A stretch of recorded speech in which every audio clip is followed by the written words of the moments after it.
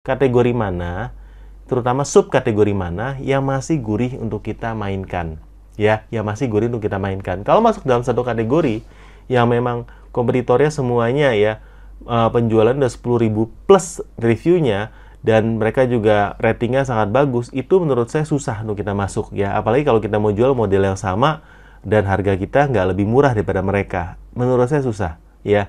Itu iklannya mesti bakar gila-gilaan ya, dan kita mesti effort banget. Apalagi kalau kita brandingnya di sosmed kurang, kita juga nggak ada iklan di luar dari Shopee. Menurut saya itu sulit. Ya bukan nggak bisa, tapi sulit. Halo Botakers, kembali lagi bersama saya Om Botak di channel Cerita Om Botak. Dan channel ini tepat banget buat kamu-kamu yang ingin belajar dan scale up jualannya di Shopee, Tokopedia, Shop Tokopedia atau TikTok, ya, Lazada, dan teman-teman.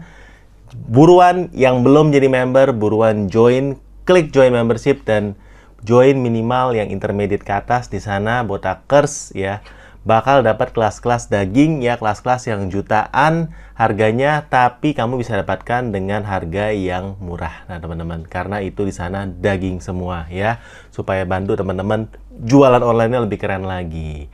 Nah, teman-teman, hari ini kita akan bahas ya komen-komen ya. Saya jadi hari ini cukup santai, jadi kita akan bahas pertanyaan-pertanyaan teman-teman, kita akan bahas lewat video ya. Jadi Botakers yang belum pernah komen ya, buruan aja komen, karena siapa tahu bakal kita bahas di video ini, karena bahasnya lebih dalam ya, lebih lengkap ya. Karena yang belum pernah komen pasti ya penasaran ya, ini bakal dibales nggak sama Om Botak ya. Nah, teman, buktikan setiap komen teman-teman pasti dibales. Kita nggak perlu jadi Botakers, kita nggak perlu jadi member ya, untuk komen-komennya teman-teman ini dibales di semua video kita ya. Kita pasti bales ya semuanya ya, tapi balasannya mau ada yang pendek, ada yang panjang. Nah, itu tergantung ya pertanyaan, karena kadang-kadang kalau kita balas kan kita nggak bisa lihat tokonya secara langsung ya. Jadi takutnya juga kalau saya balas tuh salah ya, karena yang kasih pertanyaan tuh kurang lengkap ya. Tapi kalau teman-teman udah datang ke kelas ya, teman-teman ngambil program kita yang namanya bedah toko online ya, bisa hubungi admin ya. Saya bisa punya kesempatan untuk ngobrol face to face ya, ngobrol secara privat dengan teman-teman. Pasti ya, dari pertanyaan-pertanyaannya, karena informasi lengkap, itu pasti bisa kita jawab dengan lebih lengkap ya. Bukannya saya nggak mau jawab, tapi kadang-kadang saya juga nggak tahu jawabannya kalau yang data-data yang dikasih itu nggak lengkap. Takutnya salah, takutnya malah misleading teman-teman. Oke? Nah, tapi dari pertanyaan-pertanyaan ini kita pilih beberapa ya. Mudah-mudahan video ini kalau teman-teman suka ya, kasih komen bilang mau kayak gini lagi ya teman-teman. Kita langsung mulai aja sekarang. Oke ya. Nah, ini menarik banget ya, dari Putra Dwiarno 2210 ya. Suka heran sama produk yang fotonya nggak jelas, jelek, bahkan nggak aturan, tapi why? Salesnya tinggi, pusing deh. Nah ya, ini sangat menarik, karena menurut saya, apa yang bukan cuma saya Om Botak ya, tapi mungkin dari teman-teman lain yang bikin konten juga sering bahas ya. Pokoknya kalau judul harusnya ada pakemnya, gini ya, jangan ada kata spam, jangan ada kata terlaris, katanya harus singkat padat jelas ya. Tapi kok ya ada toko-toko yang misalnya setiap event tuh dia ganti judul ya, promo 66, promo 77, promo 88, tapi tokonya rame-rame aja ya. Kenapa ya? Kenapa ya? Nggak sesuai ya. Dan ada juga toko yang memang mungkin fotonya tuh nggak jelas, buram, tapi reviewnya banyak ya, yang beli banyak, terlaris pula ya. Dan kadang-kadang harganya nggak paling murah juga ya. Kenapa? Nah ya teman-teman, gimana ya? Kadang-kadang saya percaya ya, di tengah ya, di balik semua ya, itu pasti ada unsur lucknya, unsur hokinya ya. Kalau jualan tuh ada hokinya juga ya. Ya istilahnya berkatnya untuk toko itu sendiri pasti ada ya. Jadi itu faktor itu ya pasti cukup besar ya menurut saya. Dan selain itu mungkin memang dia masuk di momen yang tepat ya, di momen yang tepat, masuknya momen tepat, pricingnya tepat ya, dan juga mungkin waktu dia ini barangnya continue terus, saya cukup yakin, jadi nggak pernah putus ya. Jadi momentumnya itu dijaga walaupun sedikit demi sedikit, tapi momentumnya itu sangat penting ya teman-teman. Kalau misalnya jualan udah 3 tahun dengan barang yang sama dibandingin orang yang mungkin jualannya dengan foto yang lebih bagus, judul lebih bagus ya, dan produk yang lebih bagus, harga juga lebih murah, mungkin orang-orang yang udah jualan lebih lama ini punya sebuah keunggulan. Apalagi ya kalau dia jualannya itu stabil ya, ratingnya bagus, dan juga nggak pernah kosong ya, nggak pernah kosong, nggak pernah libur ya. Saya yakin banyak sekali faktor yang menentukan dalam jualan, makanya jualan itu seru, marketing itu seru teman-teman, karena nggak ada pakemnya ya. Saya bisa bilang A, dan A ini dipraktekkan untuk semua, beberapa toko berhasil tapi beberapa toko lain nggak ya. Dan saya nggak pernah bilang kalau Om Botak ini paling benar ya, tapi ini yang udah saya lakukan, ini yang udah saya buktikan sama beberapa seller, dan ini berhasil. Tapi mungkin nggak semua seller cocok ya, jadi silakan ya.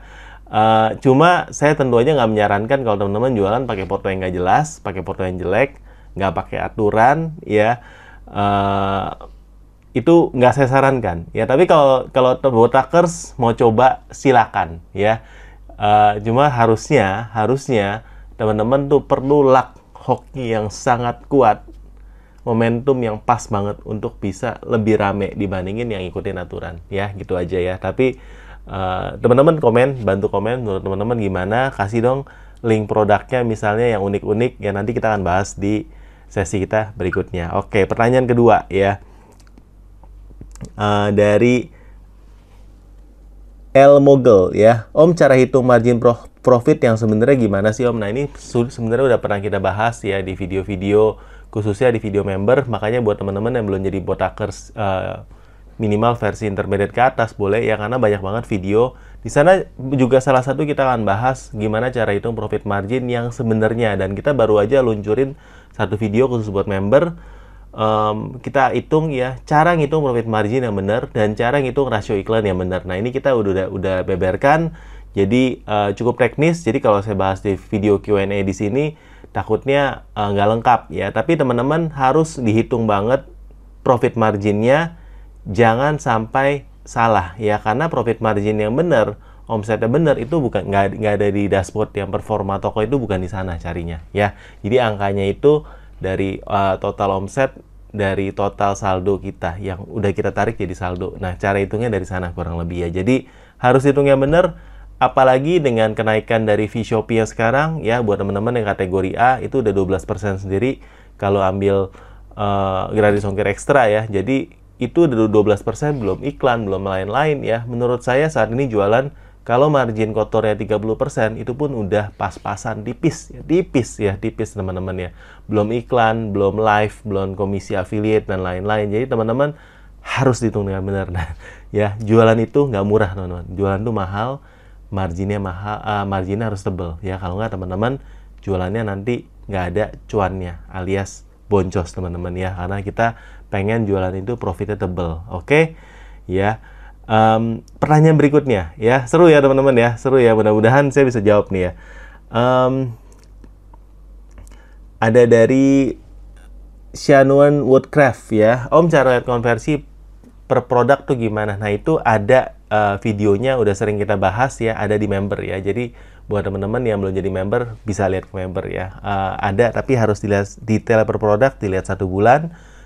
Konversinya cara lihatnya di pesanan yang sudah siap dikirim ya teman-teman ya. Oke. Nah ini juga menarik dari Abiseno Monisar 8157 ya. Sorry ya kalau saya salah baca ya untuk username-nya. Untuk yang baru pertama kali beriklan di Shopee itu harus mulai dari aspek mana Om? Oke. Nah, teman-teman yang baru pertama kali ngiklan ya, terutama sekarang udah ada iklan GMP Max ya, ini tentunya menarik banget. Ya, siapa yang di sini udah kebuka GMP Max-nya? Teman-teman boleh komen ya. Tapi menurut saya sebelum kita iklan ya, harus disiapin yaitu kesiapan organiknya tokonya dulu. Jadi kesiapan organiknya apa? Kesiapan teman-teman pertama tentunya fotonya harus menarik ya, judulnya harus bagus ya. Beresin iklan atau ketika bedah, saya beresin seringkali judulnya dulu teman-teman, karena kalau judulnya berantakan nanti mungkin kita nggak ngerasain sekarang, tapi nanti waktu mau di scale up susah teman-teman. Jadi seringkali yang diberesin ketika iklan itu justru judulnya, hal-hal yang kelihatan basic tapi menurut saya itu penting banget ya. Jadi judul beresin, fotonya diberesin, variasinya diberesin, deskripsinya segala macam diberesin ya. Tentang kesiapan toko, dekorasi toko diberesin, voucher-vouchernya juga ya. Lalu kita create produk hero, create-nya itu yaitu dari sekian banyak produk kita pilih yang hero yang mana. Di sana kita mau make sure kalau sudah ada reviewnya ya, produknya udah ada review, terutama kalau ada reviewnya, ada foto, ada video, itu akan lebih menarik lagi. Nah, kalau semuanya itu udah siap, kita bisa gas iklan.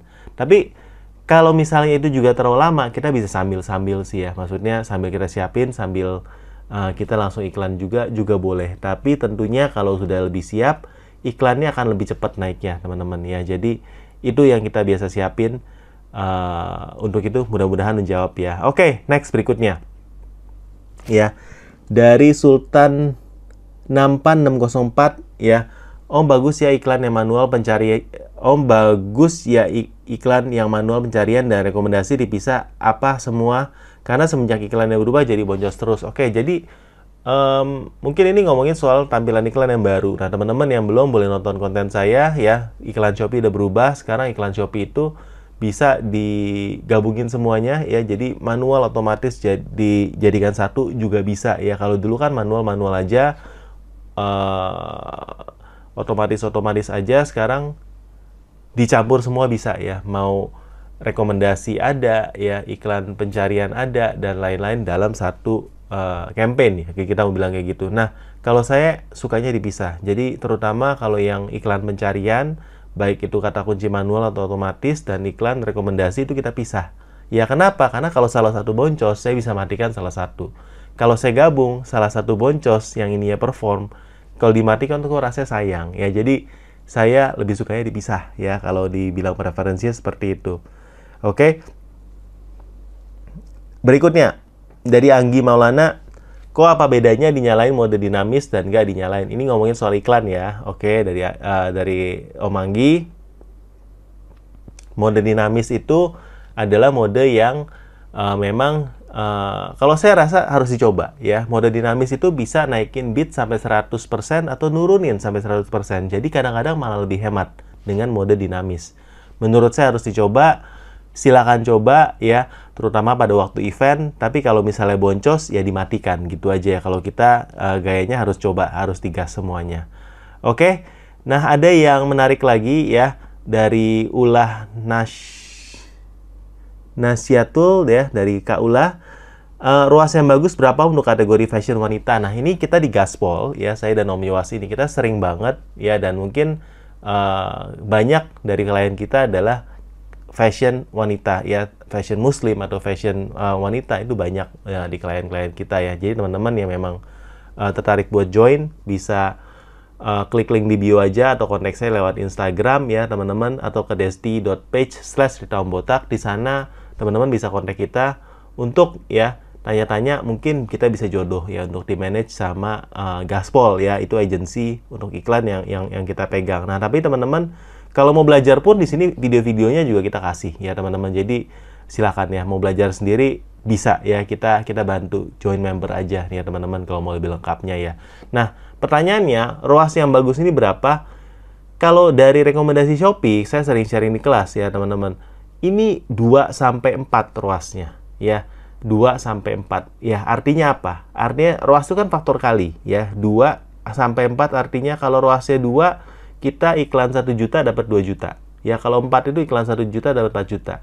Ya, jadi kalau misalnya 2, itu pun sudah consider rata-rata di Shopee. Jadi teman-teman kalau yang memang mau jualan fashion dan bilang, "Oh, Om, saya pengen ruasnya 100, Om." Ya, saya juga mau kalau 100 ya. Saya akan jualan fashion sekarang ya. Tapi kenyataannya kalau teman-teman berusaha no scale up ya, maksudnya untuk dapat ruas yang hemat itu mungkin bisa, tapi skalanya kecil. Tapi kalau kita mau ngomongin skala yang iklannya udah puluhan juta, ratusan juta, itu akan makin mendekati rata-rata dari kategori Shopee, yaitu 2-4. Ya, jadi target kita di 4 pun udah bagus. Ya, jadi teman-teman, itu kenyataannya iklan itu mahal. Ya, jadi teman-teman sebelum jualan bisa cek dulu di kategori teman-teman, cek pakai datapintar.com, teman-teman bisa klik kode referralnya di deskripsi. Di sana teman-teman bisa lihat kategori mana yang masih gurih.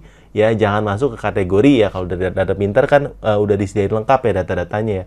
Bahkan kalau mau lihat affiliate dari kompetitor kasih affiliate berapa, teman-teman juga bisa lihat di sana ya, karena itu semua lengkap banget, kompetitor analisa di sana. Bahkan kalau kompetitor ngiklan bidnya berapa pun kelihatan, teman-teman ya. Jadi di sana bisa lihat ya, kategori mana, terutama subkategori mana yang masih gurih untuk kita mainkan ya, yang masih gurih untuk kita mainkan. Kalau masuk dalam satu kategori yang memang kompetitornya semuanya ya, penjualan udah 10.000 plus reviewnya, dan mereka juga ratingnya sangat bagus, itu menurut saya susah untuk kita masuk ya. Apalagi kalau kita mau jual model yang sama dan harga kita nggak lebih murah daripada mereka, menurut saya susah ya. Itu iklannya mesti bakar gila-gilaan ya, dan kita mesti effort banget. Apalagi kalau kita brandingnya di sosmed kurang, kita juga nggak ada iklan di luar dari Shopee. Menurut saya itu sulit ya, bukan nggak bisa tapi sulit ya. Apalagi kalau teman-teman punya faktor luck ya, mungkin bisa ya, tapi menurut saya secara persentase keberhasilan itu lebih kecil dibandingin kalau kita udah riset pakai datapinter.com, terus kita lihat kategori mana yang memang kalau kita masuk ini pemain besarnya belum banyak ya, dan antara yang terlaris sampai nomor 10 terlaris ini gapnya nggak terlalu jauh. Kalau gapnya sampai lebih dari 10 kali lipat, ini artinya teman-teman masuk kategori yang sangat udah ada pemain yang mendominasi, udah ada monopolinya, itu susah. Tapi kalau 1-10 peringkatnya ya dari satu kata kunci ini masih cukup, bisa dibilang nggak nyampe 1/10-nya ya, nomor 10 ini. Menurut saya masih ada harapan. Apalagi kalau produk-produk yang mereka jual rata-rata baru di-upload 1 tahun terakhir ya. Jadi atau apalagi 6 bulan terakhir. Jadi masih ada harapan sekali ya. Apalagi kalau kita lihat review mereka itu kurang gitu bagus, dan dengan harga yang kita masukkan ya, positioning yang kita pas bisa masuk ya, dan margin kita itu minimal bisa di angka 30% kotor minimal banget ya, atau 40 lebih enak lagi. Nah, itu teman-teman masih bisa jualan sekarang. Tapi kalau udah mepet akan berat teman-teman ya, jualan berat sekarang. Oke.